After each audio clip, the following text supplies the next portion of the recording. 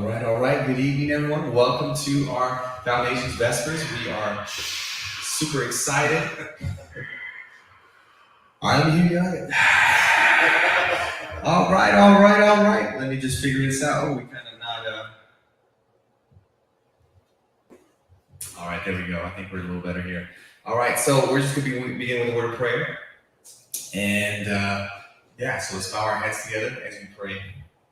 Dear gracious Heavenly Father, we thank you so much for this evening, for this opportunity that we have to come and just to worship you and just to praise you. And we know it's been a crazy week, it's been a long week, and we're coming here to the end of May, and we're grateful for all the things you've done, how you've led us, and we know there's been hard times throughout this month and throughout this week, but we're grateful that we get to just stop and rest for a bit and just enjoy the Sabbath. So now we welcome your Sabbath, and as we spend some time together, bless our time together, and as we deal and talk about mental health, give us wisdom to know how to dialogue and how to grow and how to be better. And so, yes, God, just be with us, and we ask this all in your name. Amen. Awesome. Happy Sabbath, everyone. We're going to sing a few songs. It's me and Joanne. Happy Sabbath. Bringing in Sebastian's going to be playing guitar, but off the video. But we're going to start off with Who You Say I Am. A lot of times, identity and kind of goes with our value, but I feel this song really speaks a lot. So.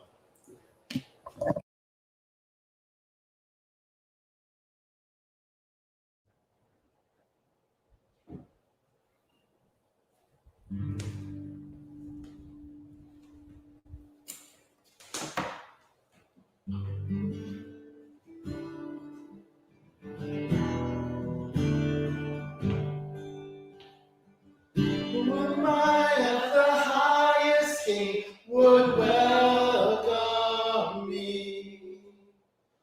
I was lost, but he brought me in. Oh, his love for me. Oh, his love for me. Who the Son sets free. Oh, it's free indeed. I'm a child of God. Yes, I am. Father's house, there's a place for me. I'm a child of God. Yes, I am. Free at last, he has ransomed me. His grace runs deep. While I was a slave to sin, Jesus died for me. Yes, he died for me. Oh, the Son sets free. Oh, it's free indeed. I'm a child of God. Yes, I am. In my Father's house, there's a place for me. I'm a child of God. Yes, I am. I am chosen, not forsaken. I am who you say I am. You are for me, not against me. I am who you say I am. I am chosen, not forsaken. I am who you say I am. You are for me, not against me. I am who you say I am. I am who you say I am. Who the Son sets free. Oh, it's free indeed. I'm a child of God. Yes, I am. In my Father's house, there's a place for me. I'm a child of God. Yes, I am. Amen. One constant is change, but God I want to go to the next song we're going to be singing is So Will I. Sometimes we think our problems, everything in our lives are so big, but God reminds us of how much He's done already for us. So as we sing, listen to the lyrics, and let's remember our God.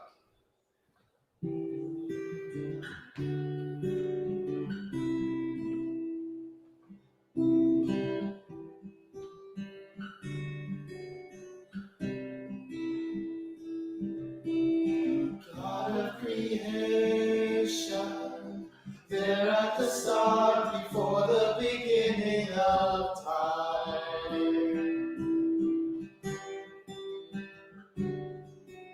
with no point of reference, you spoke to the dark and fleshed out the wonder of light. And as you speak, 100 billion galaxies are born. In the vapor of your breath, the planets form. If the stars were made to worship, so will I. I can see your heart in everything you made. Every burning star, a single fire of praise. If creation sings your praises, so will I. God of your promise, you don't speak in vain, no syllable empty your voice. For once you have spoken, all nature and science follow the sound of your voice. And as you speak, 100 billion creatures catch your breath, evolving in pursuit of what you said. It all reveals in nature, so will I. I can see your heart in everything you say. Every breath inside and canvas of your grace. When creation still obeys you, so will I.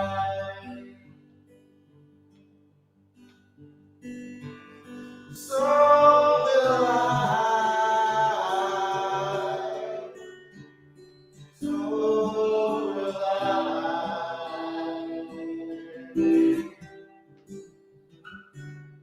If the stars are made to worship, so will I.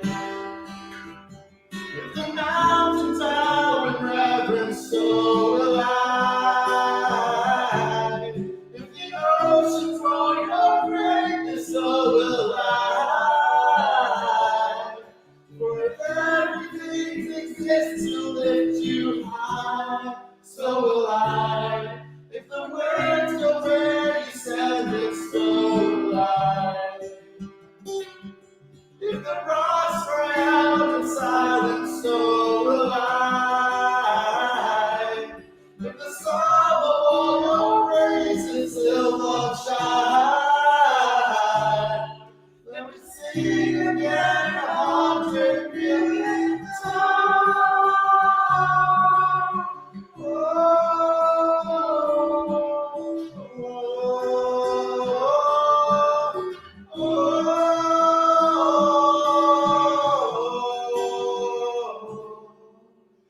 God of salvation, you chase out my heart through all of my failures and pride. On a hill you created, the light of the world, abandoned the darkness to die. And as as you speak. 100 billion failures disappear. Where you lost your life so I can find it here. If you left the grave behind you, so will I. I can see your heart in everything you've done. Every part design and work of art called love. If you gladly shall surrender, so will I can see your heart a billion different ways. Every precious one, a child you died to save. And if you gave your life to love them, so will I. And like you would again 100 billion times. But the measure could amount to your desire. You're the one who never leaves the one behind. Amen. It's encouraging to know that our God will not leave us behind. Yes, sir. So, reminding of that, reminding of the Sabbath and how much God has played in each one of our lives, even if we don't even notice. I want to end with this one song called You Say. I feel this song really speaks a lot for those feeling lost, struggling, whatever it is. So we're going to sing this song. It's going to be the last song. But listen to the words. You may not relate to some of the words, but you relate to sadness, relate to some of the pain that all of us feel. So, you say.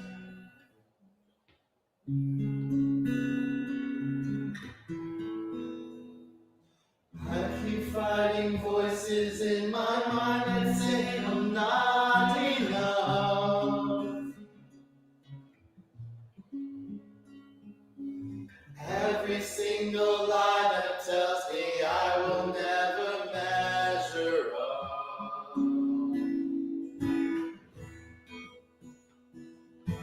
Am I more than just the sum of every high and every low? Remind me once again just who I am, because I need to know. You say I love, and I can't feel a thing.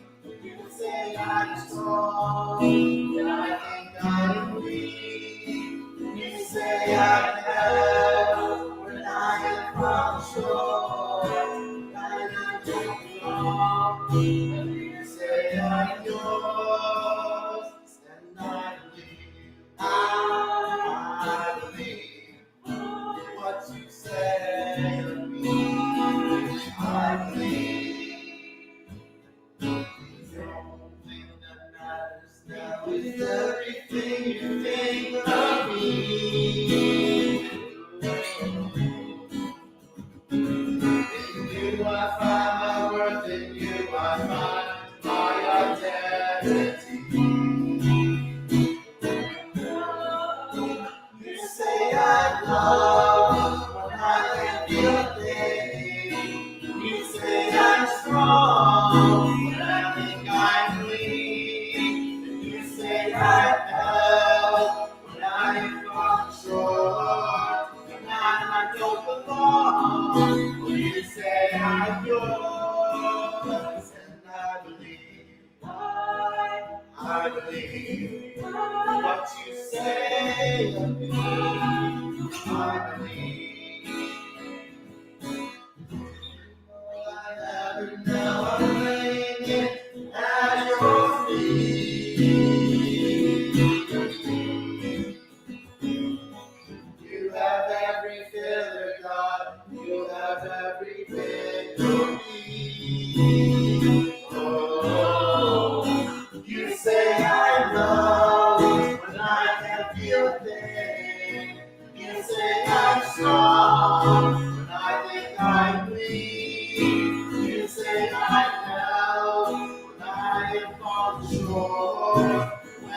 don't belong. You say I'm yours. Say I love you. Oh, I believe what you say of me. I believe.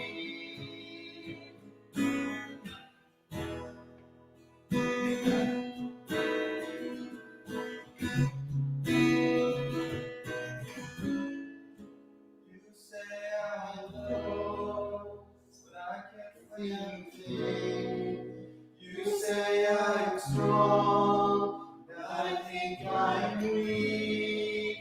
You say I'm held, but I have fallen short, and I don't belong. But you say I'm yours.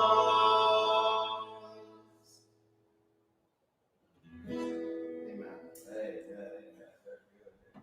We're going to share with a video that I actually produced for NAMI, Florida State, and it's about support. And sometimes, unfortunately, despite how much we know, how much we care for one another, supporting one another sometimes is a very hard thing to do.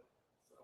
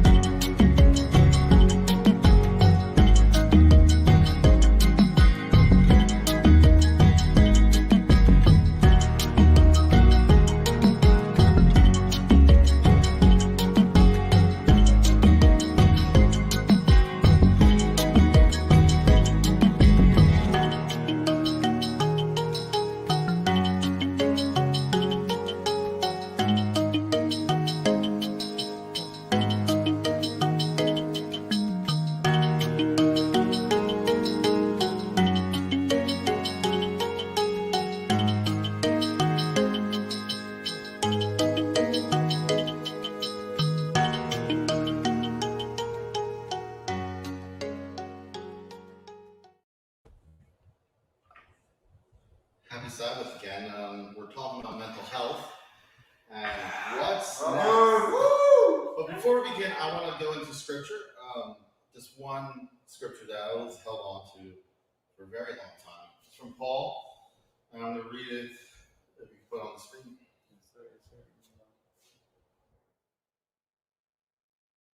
It's from 2 Corinthians chapter 12, verse 9. And I think you have 10 too. It says, "But he said to me, my grace is sufficient for you, for my power is made perfect in weakness. Therefore I will boast all the more gladly about my weakness, so that Christ's power may rest on me. That is why, for Christ's sake, I delight in weakness, in insult, in hardship, in persecution, in difficulties. For when I am weak, then I am strong." Mental health and medicine. So before we begin, I want to go ahead and just do a short prayer as we start. So bow your heads. Dear Heavenly Gracious Father, thank you for bringing us here.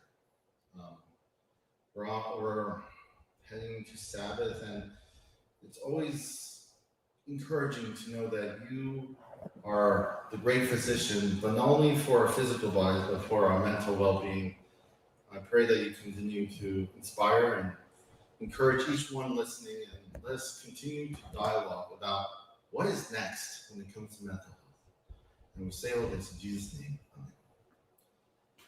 So, what is next? If you could go to the next slide.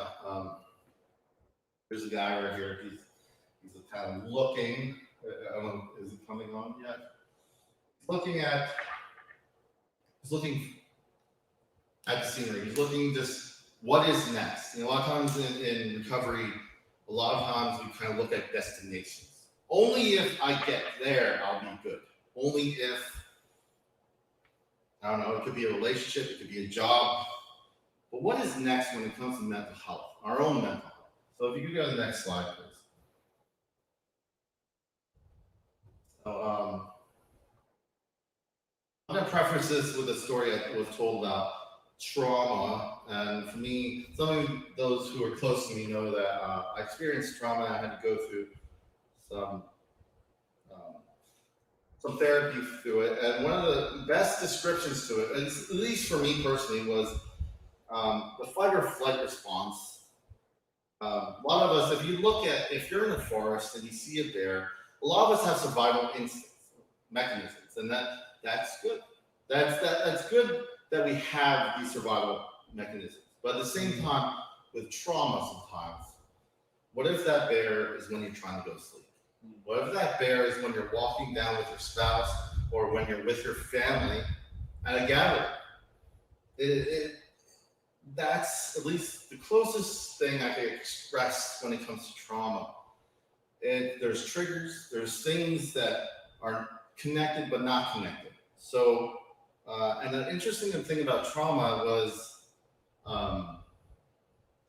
it was only really brought up until the 1980s when we actually considered it as something, when it comes to post-traumatic stress disorder. So trauma for me, I feel, is kind of a new idea for a lot of us, but I feel it allows us, so you can kind of go through the kind of there's a little point that is kind of stress. The fight or flight response, if you put a hand on an oven, automatically you're gonna kind of pull back because it hurts, the survival instinct, but it's not very conducive, like I said, because you're not in the forest anymore. You're not in the forest, there's no bear, you're just trying to go to sleep, or you're just trying to be with your family. That is at least my experience when it comes to trauma. So you can keep going to the next slide. I know there's a lot of things I just kind of mentioned there. But I'm not trying to rush through this, but I want to make a point before you go to the next slide that mental health is different for everyone. The process is very important, and that is what we're going to talk about a little bit. But let's go to the next slide. And this is where we're going to have a little. I want to hear your response when it comes to mental health. It says, I want to share why mental health is important today. And I find this question, well, of course it's important, but why? And if you kind of skip down, it actually tells you mine. But I want to hear from you. Those, do you have the kind of poll? Yeah, give me 1 second. Yeah. What do they have to do to log in? Yeah, you have to go to. Let me play it and it'll. For some reason, I gotta do this. Let's see.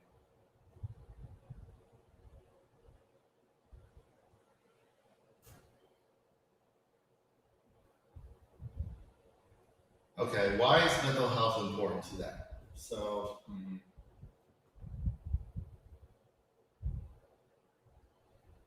okay.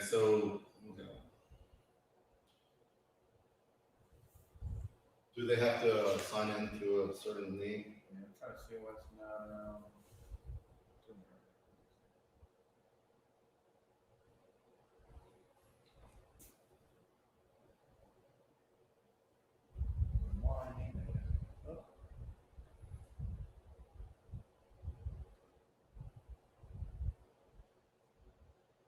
It's at the bottom there. It says. It says start presentation to see live content for screen. Okay.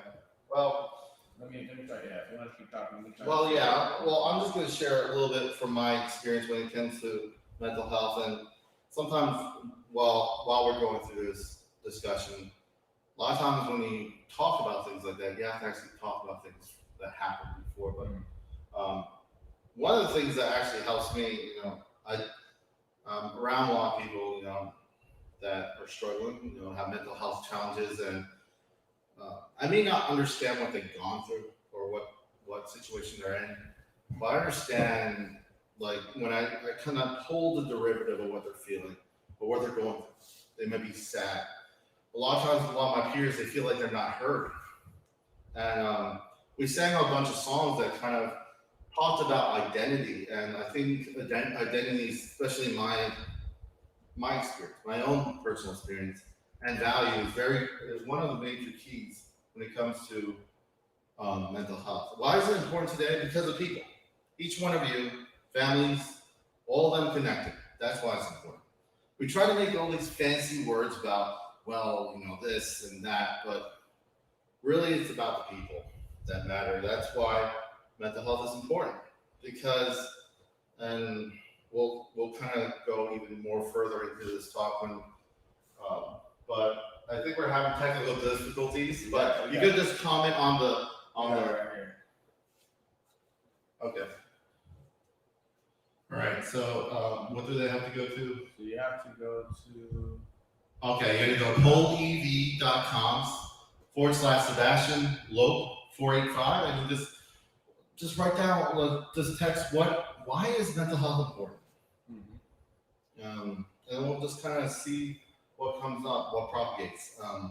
It's many different things because, like I said, mental health is messy and it's different for everyone. And I think you begin to see that cross-culturally that people see it in different lights, and it depends on what season of life and what season of recovery you are in. You have to activate on the top right. No, they just gotta Okay. take a moment there for people to get on. Okay. So I'll give it a moment.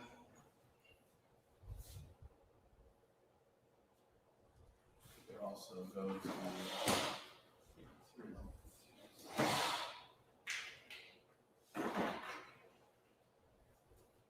All right, so polev.com/Sebastian Lope.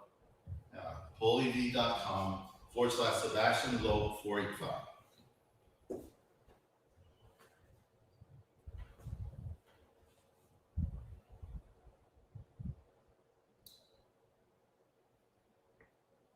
All right. Affects everyone. Yeah, That's good. it does affect everyone. Well, it doesn't. There's no class or social class or economic class or race or gender that is protected. It affects everyone. Everyone's loved. Yep. Let me see what is going on here.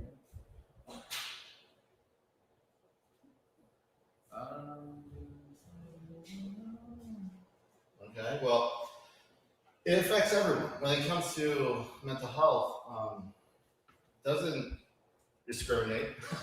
It doesn't choose a certain select of people. It's unfortunately a lot of times overlooked because it's messy. Mental health is messy when it comes to it.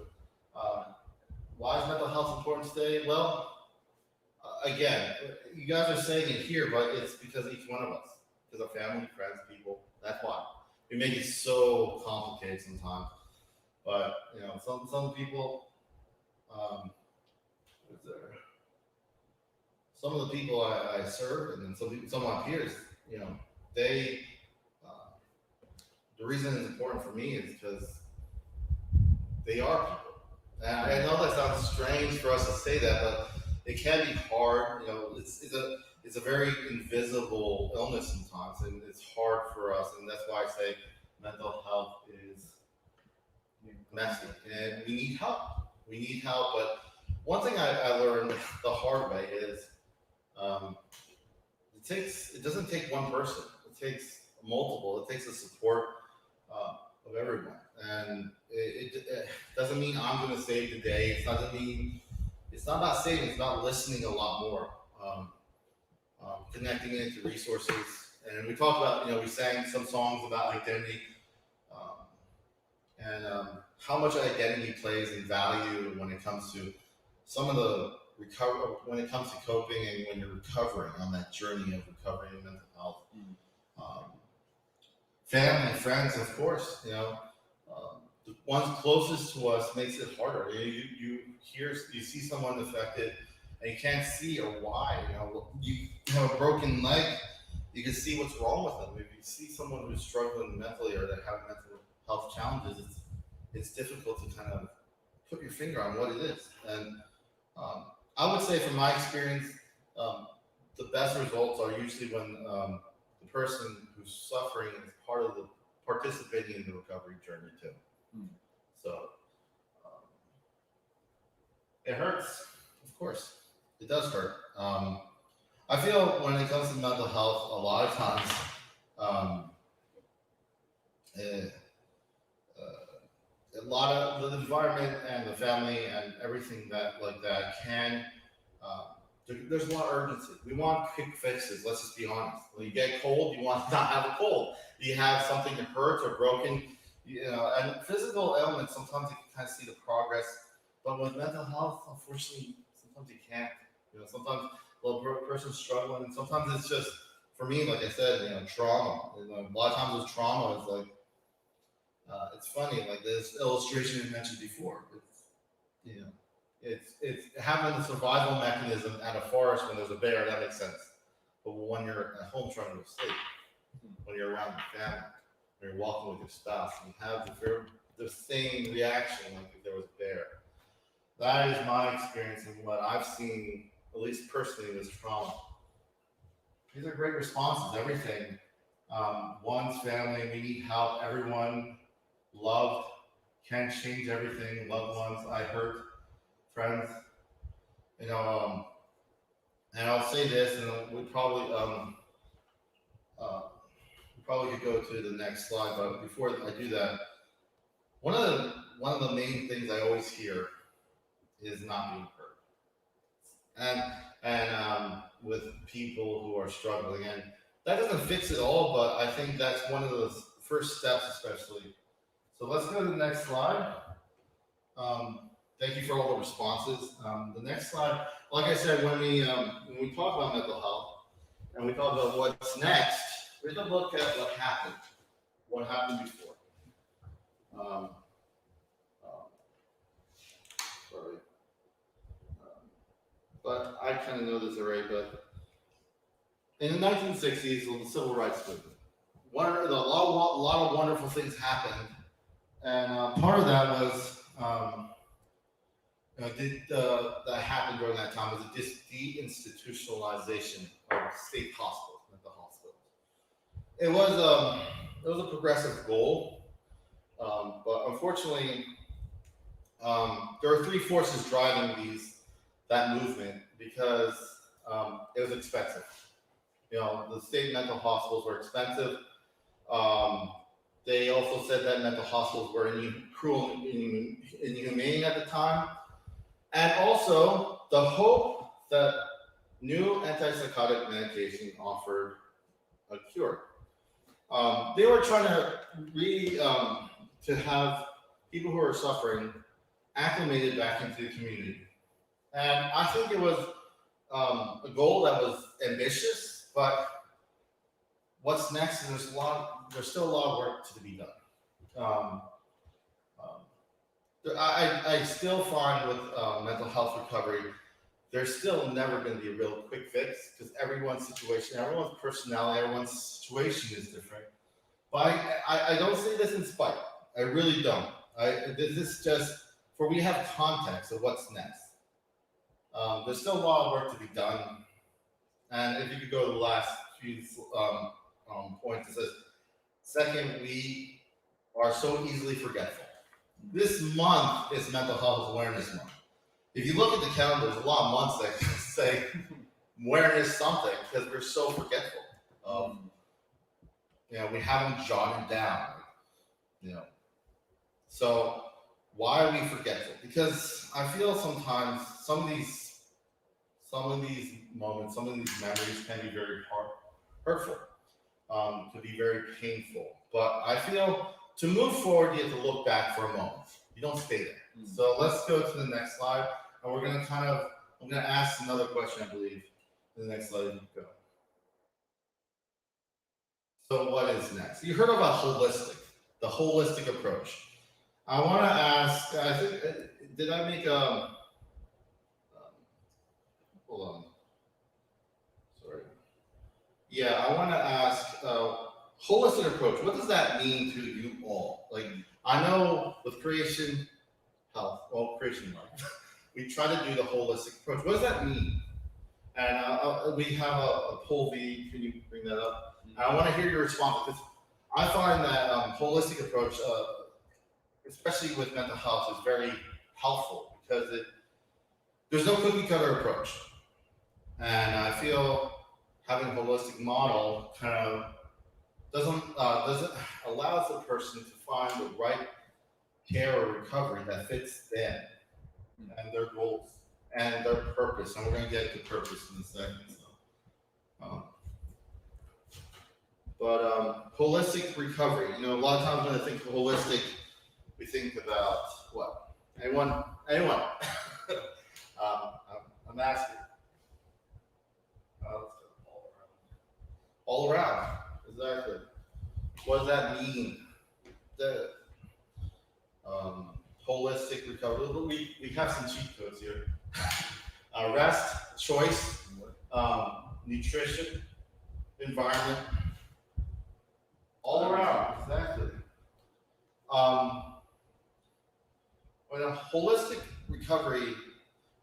model understands that entire package.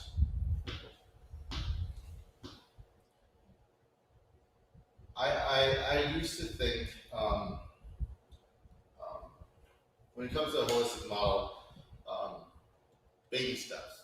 You know, some people who are maybe struggling, a lot of times when you're on psychotropic medication, you gain a lot of weight, you know, or something, you're really tired and all this stuff, not leaving anything out. Exactly. And sometimes when I see my peers or my people I work with are open-minded enough to try something new, that's very encouraging, including every facet of health, not just focus on one part of recovery. Yes. A lot of times I see, like when I first went to get help, I was so, what's wrong with me? So I got this label, this diagnosis, what it is. But then I'm so easy to let go of my name. I became my diagnosis. And then like some of those people I know, they're like, oh, the medicine. And medicine is part of it. And I feel like in certain people, it helps very well. But it says, like he says, not just one part. It's also going out, socializing. Socializing is so huge, having healthy relationships. I found this with people with substance use disorders that go into rehab, they do very well in a structured environment, but they never establish very good, healthy relationships. So they go out and they just revert to what they're used to, and they actually sometimes, not always, but end up back in the rehab sometimes. Including the little things. Yes, it could be just a journal. It could be just be like, you know what? I'm going to write what I'm grateful for each day. It could be praying. Our faith is important. Having a balanced faith. I always say this, and it's kind of funny because a lot of times in our faith, we're like, we need to have a relationship with God. That's great. But if we're not very good at healthy relationship, what would that look like in our faith? And I'm saying this because, mental, physical, spiritual, that is important. But I also seen if we neglect some areas, like our relationship with others or how we view our relationship with others, it can affect how effective our spiritual part of it, because it can be skewed in the very unhealthy bent. But a lot of times it's just like you said, it's not just one thing. Recovery when it comes to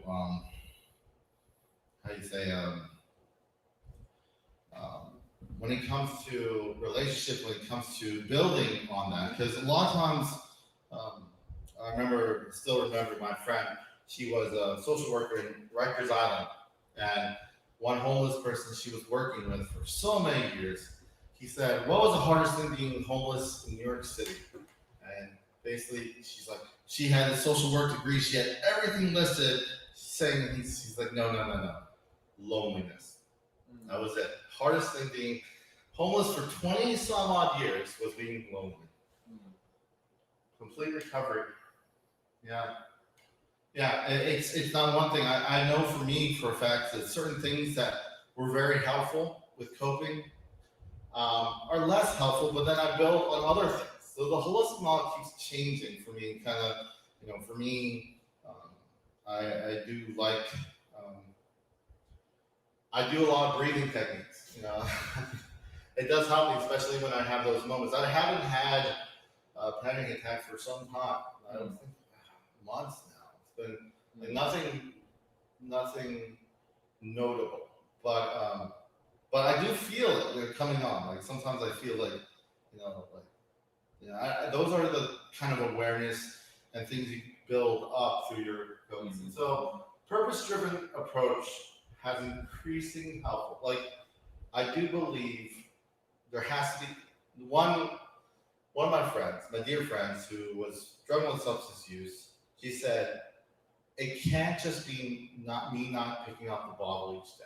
That cannot be my recovery journey. It had to be more." And I thought that there's a story that I'm going to share. It was something that was written, and I actually shared it with the drop-in center in St. Augustine. Drop-in center a lot of times are people who it's a place where people who are struggling can go and socialize in a safe environment. And I want to share this one story with you before we move forward. It's kind of interesting because I know a lot of us ride bikes. I've seen it a lot. You see the bike right there. And what I wonder, it was an interesting story because I like how it was not what I expected. So I'll just read it to you. It's not on the screen, but it reads, "While I was riding the bike, I noticed a man in front of me, about half a mile far. I noticed the man was traveling at a speed lower than me, so I decided to overtake him. I had about a mile to go on the road before turning off. So I started cycling faster and faster, and every block I was gaining on him just a little bit. Just within minutes, I was about 50 meters behind him. So I gathered all my strength and tried hard to overtake him, and finally I was ahead of him. It was just like the last lap of the London Olympic triathlon. And finally, I caught up with him and passed him by. I felt like a winner. I won, while he had no clue that we were even in a race." After I passed him, I realized that I've been so focused on competing against him that I had missed my turn, had gone nearly 6 blocks past it, and had to turn around and go all the way back. Isn't that the way life is? We spend most of our time in competition with neighbors, friends, family, trying to outperform them or trying to be in front of them while we were never in a race with them. Wow. I feel in recovery it's kind of like that. We use most of our time and energy in competition and instead of reaching our purpose. I thought that was intriguing because a lot of times I do love kind of, healthy competitiveness is always, I think that's healthy. But when it comes to purpose driven, a lot of times example I heard was, you want to be a cook, right? That's wonderful. But if you ask the question why enough times, you may turn out that you just like to bring people together. That is your purpose. Cooking is your vehicle. That's it. So it's interesting when you start thinking that way, and you can kind of see it in your own recovery. Now, like it says here, you try to compete against everyone. So when we go back to mental health, and some people who have mental health challenges, you can imagine how they feel when they're not part of the conversation of their own journey. When people are talking about them and what their life will be or their purpose, not including that. I'll tell you one thing that does not help. Recovery is a participant. The person has to be a participant of it. That's the only reason. The only time I've seen any real movement forward, and I feel in my experience that purpose-driven recovery, holistic recovery, has been at least very effective in my personal experience. And I'll tell you one thing before we go to the next slide. I've never seen any healing in a group if all we talked about is what we don't have. It's more about what we do have and building on that. There's two buckets you should say. You say what I can make little changes today, and then what I can't do yet. I always like putting yet. There's another bucket that I can't change right now, but maybe just for right now. So that's an important way to look at things. You go to the next one. Coping skills. One of the things I love about that we do in Palmcoast is Forgive to Live. Forgive to Live is a wonderful program because forgiveness gets overlooked. It's like, well, they did wrong to me. When we look at a lot of things in life, forgiveness. I remember talking to Brother McCartney. It takes one person. It takes yourself. Reconciliation a lot of times is desired, but forgiveness just takes one person. And I seen immense healing, especially people who've been hurt, to forgive. And one of the things we are horrible at forgiving is ourselves. Maybe we didn't make it. Maybe we didn't make that only if statement. So let's go. Can anyone mention a portion of the Bible that expresses one of these or both of these factors? I didn't really make a bold lead for this one, but I think for me is just the parables are very important. Like I think it was Matthew, the one with the tax collector, and the Pharisee goes up, he's praying about how he doesn't want to be that person. And it's very telling because, and also Good Samaritan, these are wonderful stories when we talk about how we treat others. And you're like, well, I'm the one sick. Why do I have to? I find a lot of times, especially people who are not even faith-based, and my peers, they find a lot of benefit from helping others. Because sometimes, at the very least, it gets them out of their own head. Helping others actually is probably part of my testimony.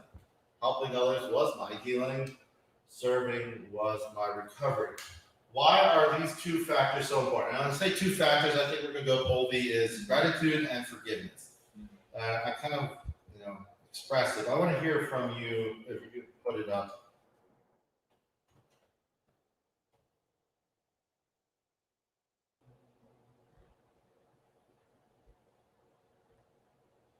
Yeah, so a lot of times they say write a gratitude journal. What does that look like? And one time I actually wrote, it sounds kind of strange, but I'll share it with you.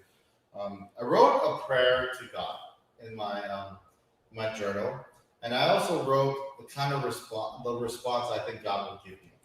It's very kind of cathartic, but for me, it kind of showed me where I was at. So sometimes going through these processes and gratitude, just writing down things you're grateful for, can be very helpful. Yeah, it does. It heals from within. One thing that I think Nelson Mandela, I believe, said that when you have resentment towards someone, it's like trying to have them drink poison while you're drinking it yourself. Really, I've seen family members in my life, and nothing personal, but I'll just say in general, that would cut ties from the whole family, and others that would not have any boundaries and be consumed with a lot of toxic people. So either both extremes, I find boundaries is important. When you talk about self-care, self-wellness, when you talk about your own social environment, you want to secure that with a healthy, keep a positive mindset. That is very important. Forgiveness releases the burden from you. Yes, it does. One thing we gotta understand is that we are not perfect. We make a lot of mistakes, and that's okay. One of the things, especially in mental health, is it's okay to not be okay. And like, well, isn't that not conducive? And you want him to be okay? Yes and no. I'll say that why I say that because if he doesn't feel it's okay to not be okay, how likely will he get help? How likely will he call the crisis line? How likely is it that he will find the care? There have been people in my life that are not here today because they chose they chose one way that they can't come back from. I remember I used to have a lot of guilt because I used to say, "What could I have done? What could I have said to change the outcome?" And for me, like that was the forgiveness I could give myself. Um, it's not perfect. There's a lot of things in this world that um, can be a struggle. I remember my brother said in the best man speech, my friend who had a car accident, who was in coma for almost 16, 17 years, passed away. I remember being a teenager and didn't understand it. Didn't understand why it happened. I had a lot of plans. He was my best friend at the time, and just his life just stopped. And there's nothing to do with mental health, but in a way it does. Because I thought by running away from the pain, it would be better. I went to the military. I came out with more pain. I didn't run away at all. Whenever you go somewhere, you take yourself with you. So, just a little note.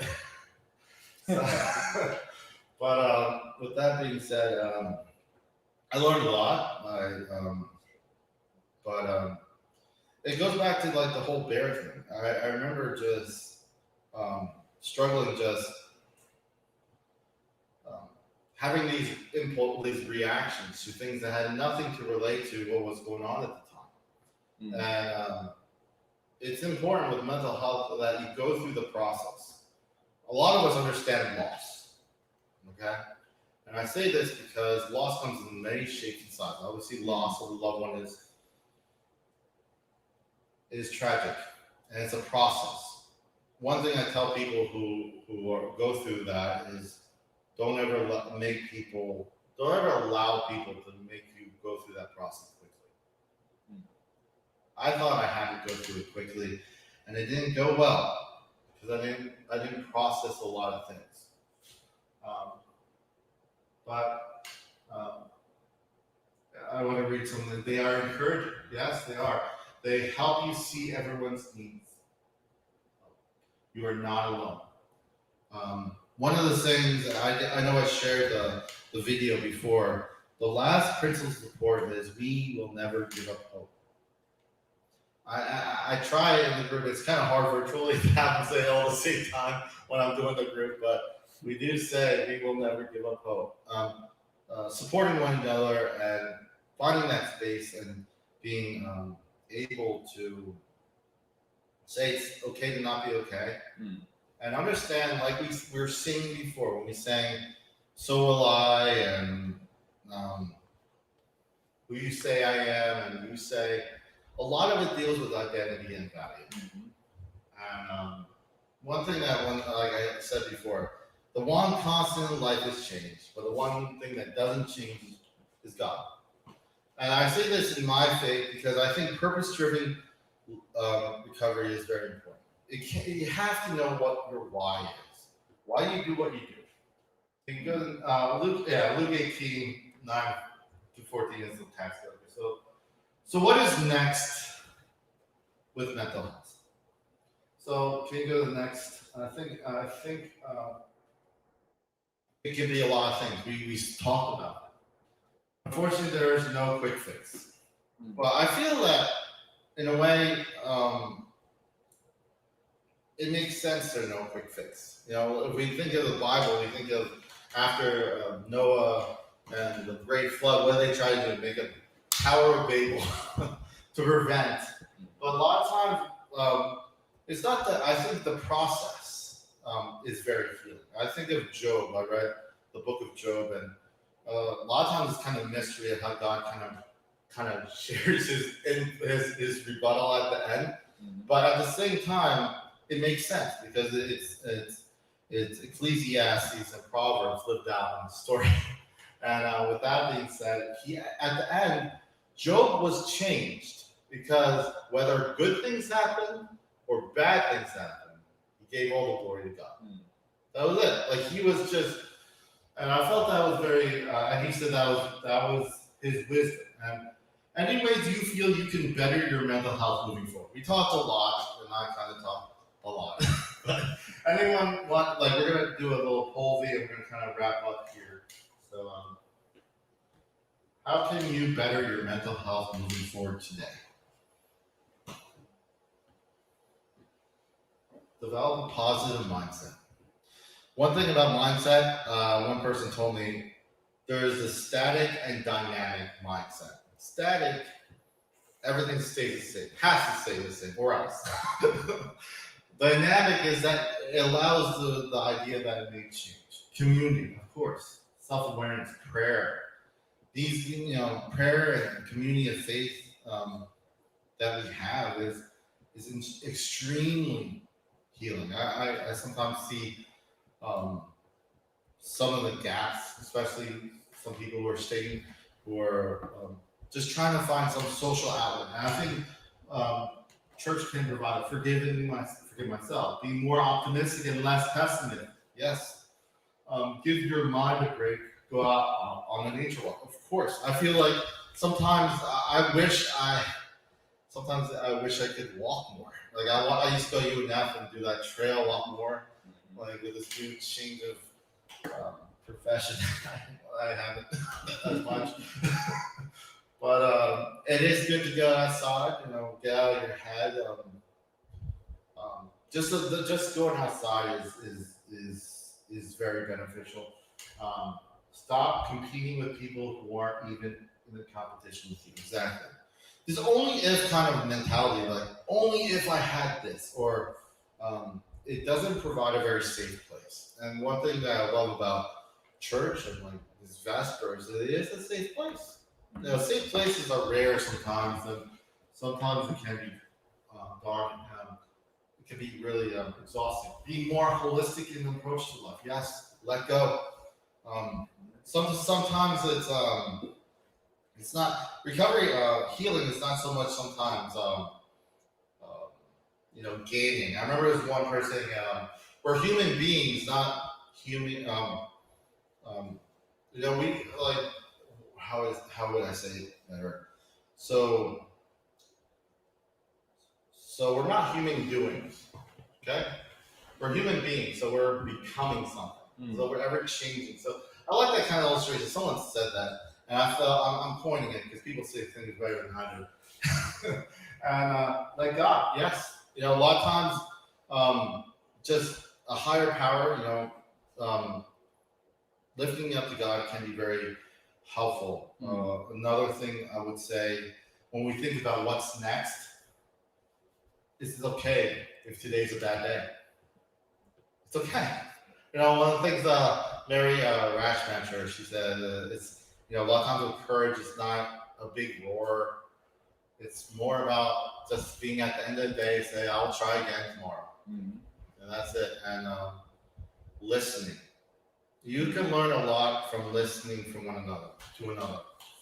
I found, and I'll end with this, some of the people I didn't agree with, I learned a lot. You learn a lot from people you don't really agree with. Or you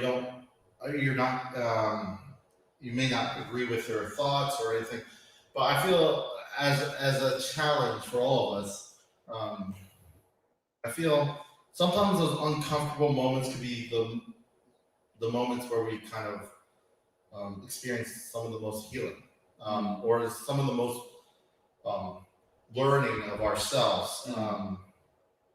Every day can't be a crisis. Let me just tell you that. Find some humor in the day. Enjoy yourself.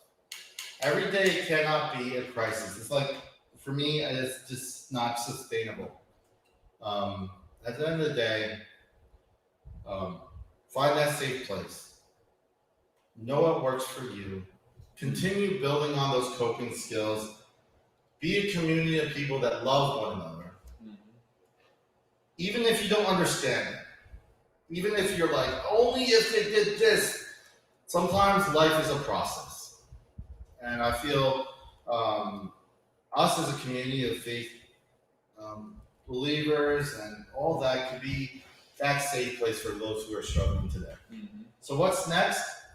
Well, the question is really on yourself. What is next for you when it comes to mental health? Are you going to be the ones that continue to hold on and it's just us and them? They're the ones who did it to themselves? Or are we going to kind of look at the model of the Good Samaritan? Are we going to look at it's not about checking off, it's not about what we do. We're not human doings, we're human beings. And we're becoming something else. And as we can encourage one another, we can kind of see mental health and what is next. And it continues to change each and every day. Thank you.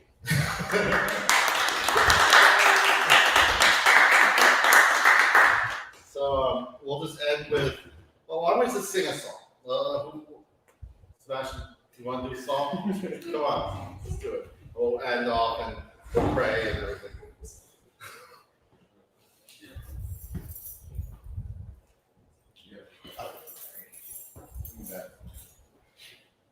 The song we're doing? Think you can make it? Is that? How about just do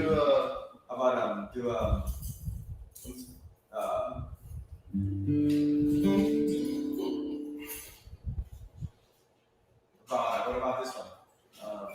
well, no, I need what's the name of the song?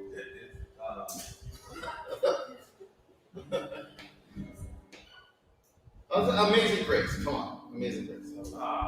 No, It's a good one. It's a good one. my chains are gone. Amazing Grace. Okay.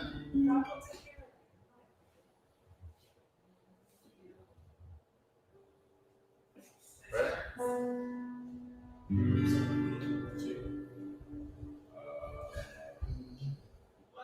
March. No, Amazing Grace. Lead in. Come on. My Chains are gone. I've been set free. My Savior has ransomed me. And like a flood, His mercy reigns. Unending love, amazing grace. When I've been set free. My God, my Savior has ransomed me. And like a flood, His mercy reigns.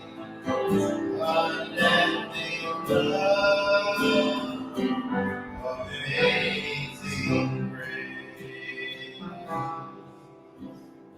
Amazing grace, how sweet the sound that saved a wretch like me. I once was lost, but now I'm found. Was blind, but now I see.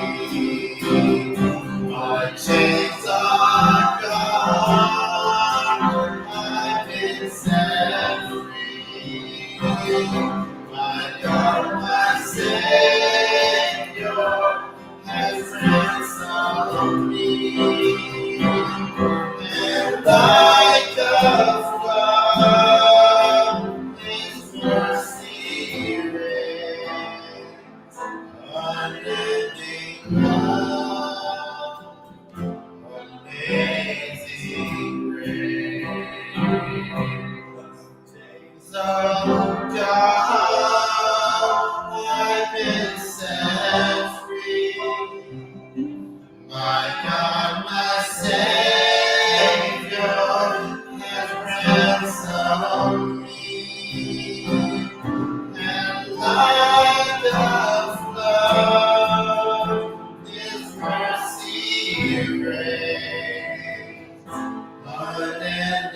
love, amazing grace. Let's pray. Dear Heavenly Gracious Father, thank you for bringing us here, reminding us that you are here. We're just so blessed that you provide such a safe place in our hearts. We know that you're a great physician. You don't only heal physical, but also our mental and spiritual. We ask your presence here today. We ask that you continue to heal those that are suffering. We know that you would go out for the one to leave behind the 99. We ask that you're here and your presence and healing starts today. I pray that you continue to encourage each one of us to look one another differently. Even if we don't agree, even if we struggle each and every day. Understand that the healing takes time, but you are with us. As we start this Sabbath day, we ask that you continue to provide encouragement for those who are struggling. Give us the insight to reach those who are struggling, and let's continue to maintain and provide a safe place. And we say all this in Jesus' name, amen.